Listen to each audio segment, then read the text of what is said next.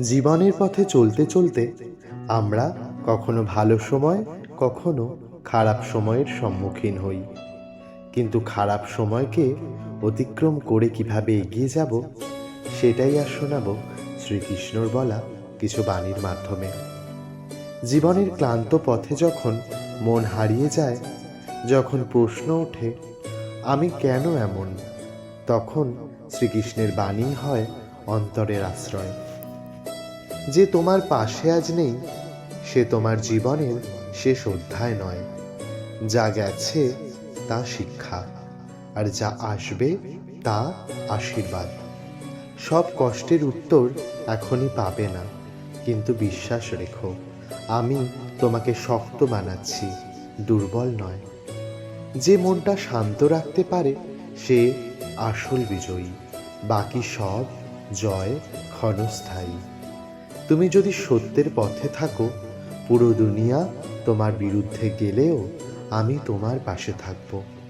ভয় পেও না ভবিষ্যৎ নিয়ে। যে আজ তোমাকে বাঁচিয়ে রেখেছে সে আগামীতেও পথ দেখাবে। সবাই তোমার মূল্য বুঝবে না, কারণ হীরের দাম সবাই জানে না।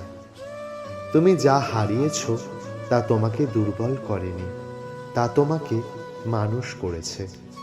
চুপচাপ সহ্য করাটাও শক্তি। সব লড়াইয়ে চিৎকার লাগে না, কিছু যুদ্ধে ধৈর্যই অস্ত্র। যে নিজেকে চিনতে শেখে সে আর কাউকে ভয় পায় না, কারণ তার ভরসা আমার উপর।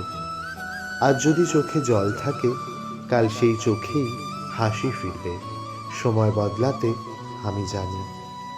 সব সম্পর্ক চিরস্থায়ী নয়, কিন্তু প্রতিটা সম্পর্ক একটা শিক্ষা দিয়ে যায়। নিজেকে ছোট ভেবো না।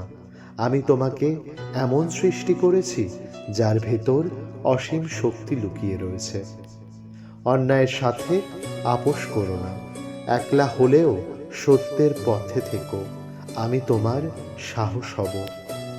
যে মন আমাকে বিশ্বাস করে তার জীবনে কষ্ট এলেও সে কখনো ভেঙে পড়ে না।